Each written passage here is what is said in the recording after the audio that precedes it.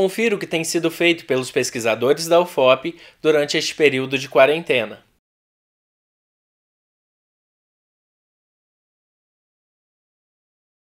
Oi, tudo bem, pessoal? Olá. Tudo certo? Hoje a gente tem uma presença muito bacana nesse nosso diálogo. A Luísa Gonçalves Girardi, ela é etnóloga e tem mestrado e doutorado em antropologia. A gente chamou a Luísa e foi assim muito bacana o aceite dela para estar aqui conosco, para tratar de um tema muito, muito, muito importante, que até então a gente não via tanto na mídia. Estranho isso. Eu acho que daqui a pouco a Luísa pode até falar um pouco para a gente sobre isso, que é a questão da pandemia em povos indígenas. Então, Luísa, eu já te dou as boas-vindas em nome meu, da Yara, do Bruno, e já passo a uma questão para que você pudesse discorrer para nós, que é um panorama geral acerca da contaminação dessa população indígena, né, dessas pessoas indígenas contaminadas pela Covid-19. Parece que, pelos dados que você havia nos passado antes, são 103 povos atingidos pela Covid? Exatamente. Bom, em primeiro lugar, bom dia mais uma vez a vocês. Agradeço imensamente pelo convite e, enfim, é um prazer poder fazer esse diálogo com vocês. Então, começando por esse panorama, né, de acordo com os dados da PIB, né, que é a Articulação dos Povos Indígenas do Brasil, atualmente são 103 povos atingidos pela Covid-19 no país, né? É interessante destacar, na verdade, que a PIB ela montou um Comitê Nacional pela Vida e Memória dos Povos Indígenas, e é esse comitê que tem produzido esses dados, né? E eu acho que um primeiro ponto interessante de se destacar é justamente a discrepância dos dados que têm sido produzidos pela PIB com os dados que têm sido produzidos pela CESAI, que é a Secretaria Especial de Saúde Indígena, né? Que é responsável pela saúde indígena no Brasil. E como a gente vai ver, isso tem um motivo. Mas é isso, são 103, conforme os dados da PIB, são 103 povos indígenas atingidos pela Covid, com 294 mortes, e eles estimam que tenham morrido, deixa eu conferir aqui na minha notinha, 5.613 pessoas, né? Enquanto que a CESAI, né, que é a Secretaria Especial de Saúde Indígena, confirma 3.740 suspeitos e 111 óbitos, ou seja, mais que o dobro, né, que a PIB tem registrado, né? Mas, ô Luísa, esse número de mortes aí, a gente está falando de povos indígenas em condições urbanas ou também povos indígenas em isolamento voluntário? Pois é, então esse é um outro ponto que é interessante da gente destacar, né? Isso tem super a ver com a discrepância desses dados, na verdade, né? O movimento indígena, né, a PIB e a COIAB, tem destacado que essa discrepância, a subnotificação por parte da saúde indígena, né, da CESAI, ela tem a ver justamente com o fato de que a CESAI não tem contabilizado os povos indígenas em condição urbana, né? Então, enfim, os dados que estão registrados pela CESAI se tratam, sobretudo, de dados de povos indígenas, como eles dizem, né, aldeados, que vivem dentro das terras indígenas, portanto, nas áreas rurais dos municípios, né?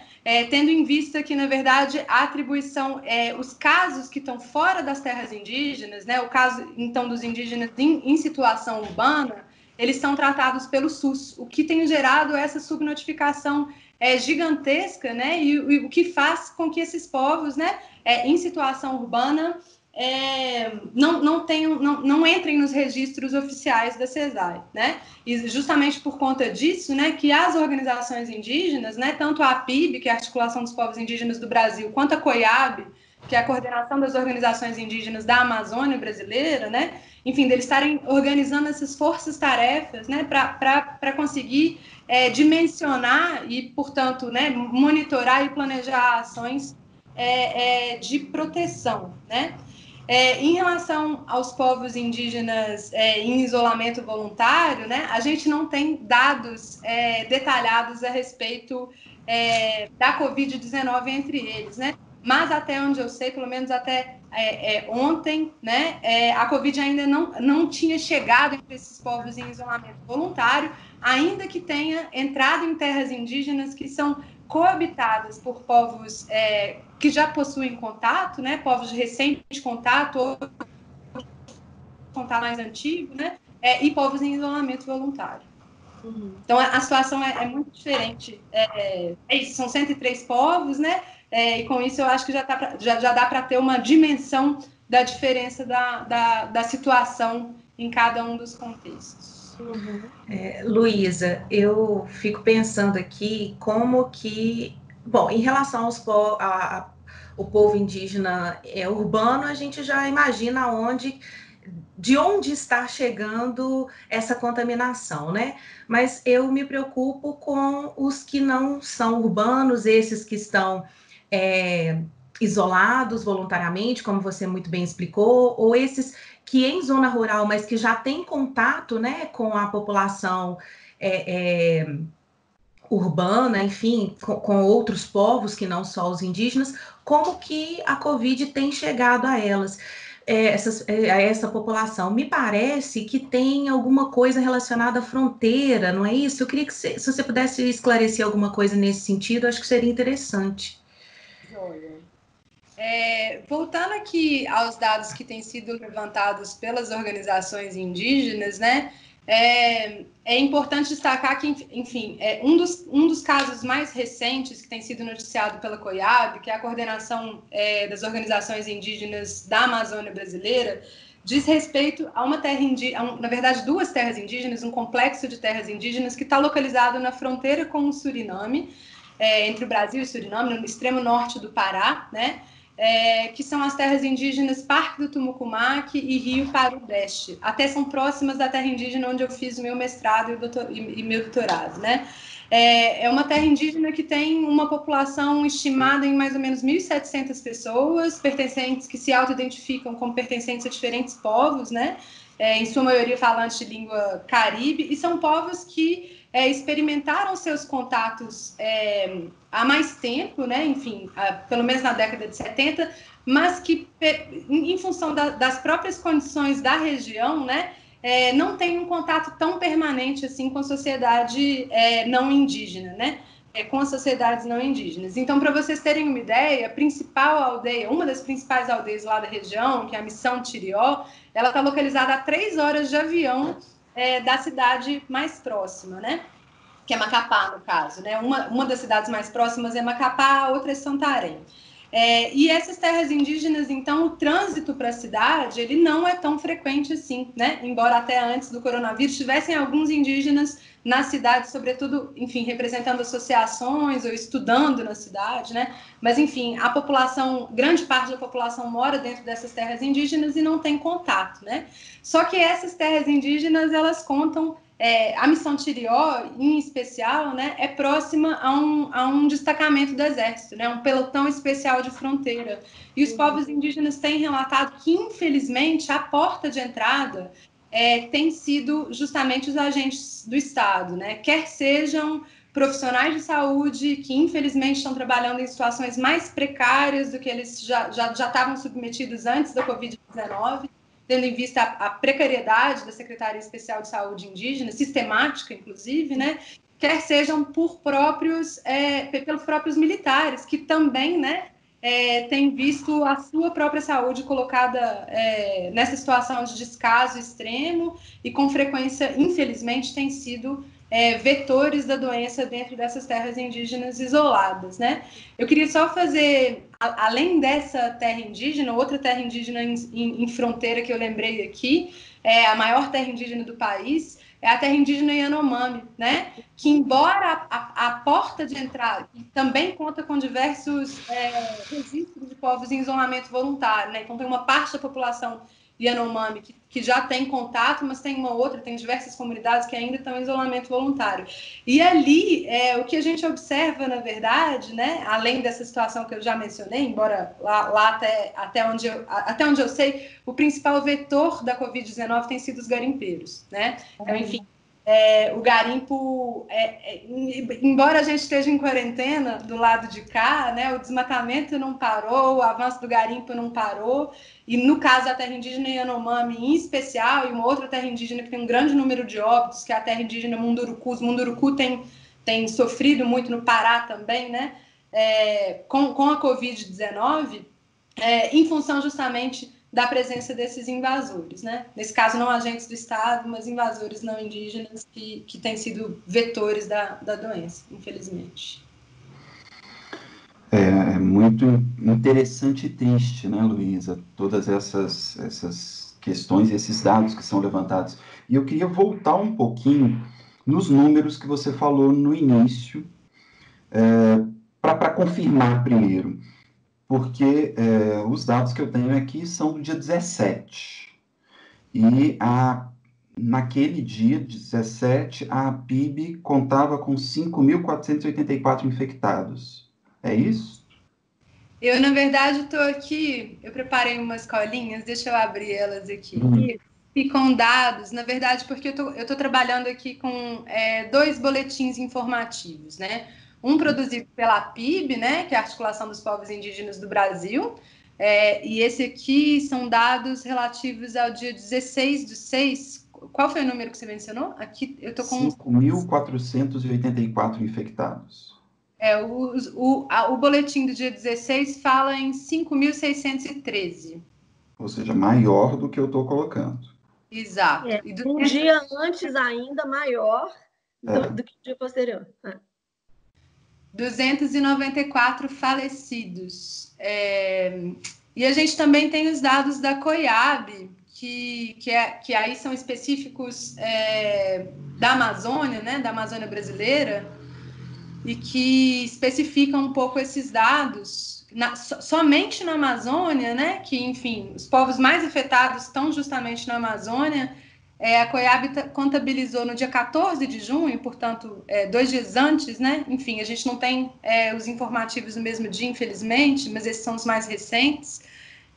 3.662 casos confirmados, 384 suspeitos e 249 óbitos registrados em 45 povos indígenas na Amazônia brasileira exclusivamente. Impressionante.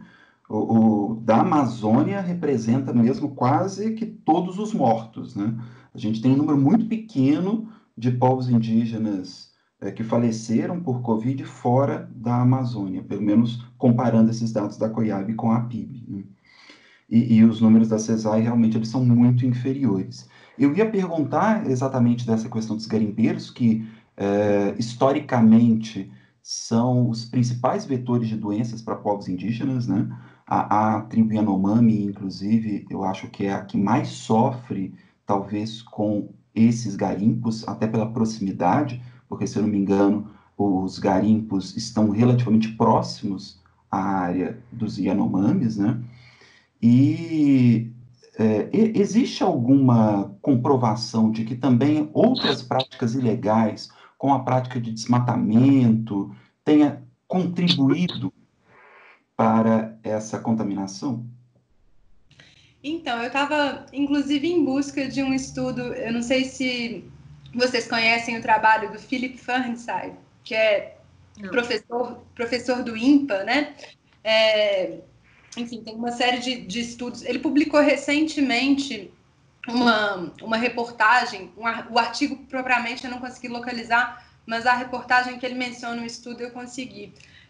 E que ele fala que o desmatamento, né, a exemplo do que tem se chegado à conclusão na China, né, até onde eu li, aí, enfim, vocês são especialistas, me corrijam se eu estiver falando besteira, né? Mas até onde eu li, tem uma associação entre o desmatamento desenfreado ali na China, né, e a possível emergência da pandemia, né? E o que eu tenho visto aqui, né, é que os ecólogos, os ambientalistas em geral, estão apontando justamente para riscos análogos aqui no Brasil, né? Os dados têm indicado, né, que o desmatamento não parou durante o nosso isolamento, como eu acabei de mencionar, né? Enfim, que ele, na verdade, tem, inclusive, crescido, ele tem sofrido um incremento nesse período, né? E diversos ecólogos têm apontado para o fato de que a Amazônia, ela, além de ser um reservatório gigantesco de biodiversidade, justamente por isso, né, ela também é um reservatório muito grande de vírus, né?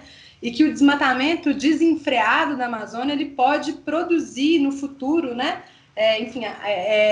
Justamente epidemias e pandemias como essa, né?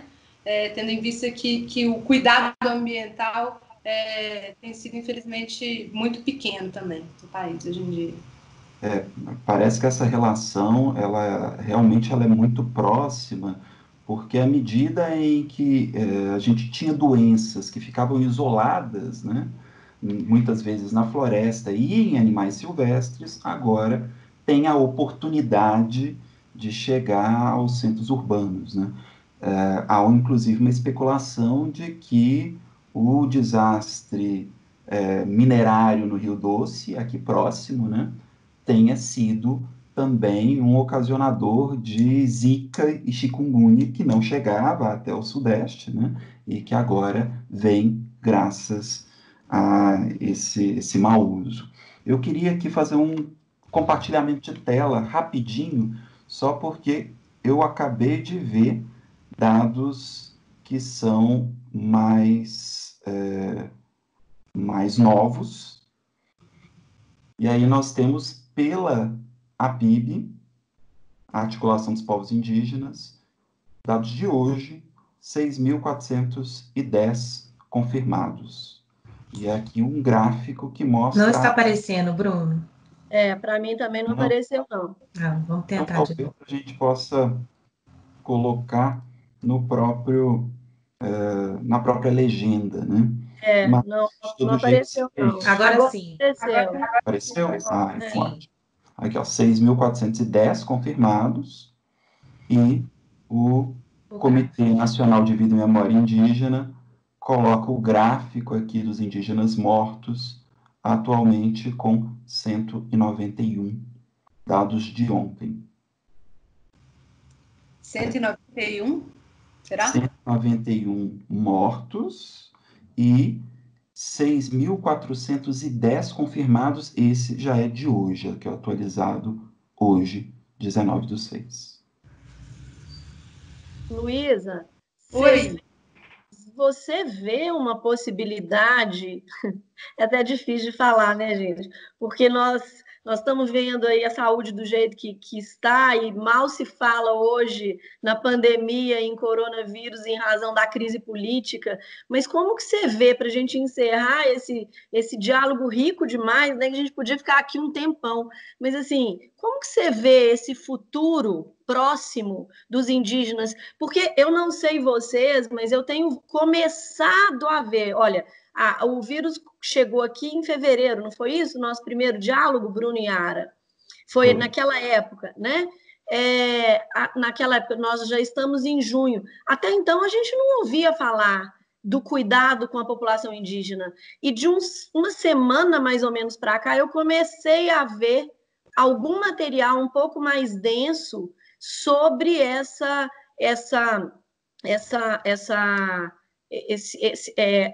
sobre a pandemia em populações indígenas. Você vê algum movimento nesse sentido? Eu acho que é interessante destacar que o Senado Federal acabou de aprovar essa semana uma vitória do movimento indígena, né? Um projeto de lei 11.142 de 2020, né? Que é justamente voltado a medidas de proteção social para a prevenção do contato e da disseminação da Covid-19 nos territórios indígenas, né? Enfim, esse projeto de lei ele foi encabeçado pela Frente Parlamentar Mista de Defesa do Direito dos Povos Indígenas, né? E ele vai ser responsável também, a gente espera, né? Por criar o plano emergencial de enfrentamento da Covid-19, tanto nas terras indígenas quanto nos territórios quilombolas, né? Enfim, esse projeto foi muito festejado pelo movimento indígena e a gente espera, embora, enfim, lembrando que a gente vai ter que pressionar, né, para que ele seja de fato levado a cabo, né? Mas a gente espera que ele seja cumprido, né? Para ver se essa situação, se a situação que os povos indígenas estão enfrentando melhora um pouco, né? Muito bom, Luísa, muito bom. Foi muito esclarecedor, né, gente?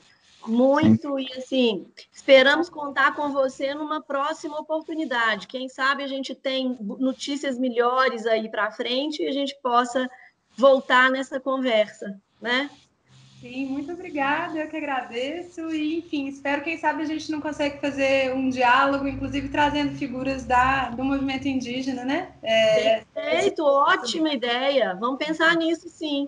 Viu? Já está incumbida, né, Bruno e Yara, de nos ajudar Essa articulação. nessa articulação. Perfeito, perfeito.